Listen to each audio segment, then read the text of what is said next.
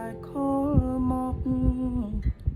អរគុណដែលមករកបងមានពីគេប្រាប់បងថាមានរឿងអ្វីគេធ្វើឲ្យអូនឈឺចេះស្ទើររៀងរាល់ថ្ងៃឲ្យបងជួយកាត់រឿងថ្លៃ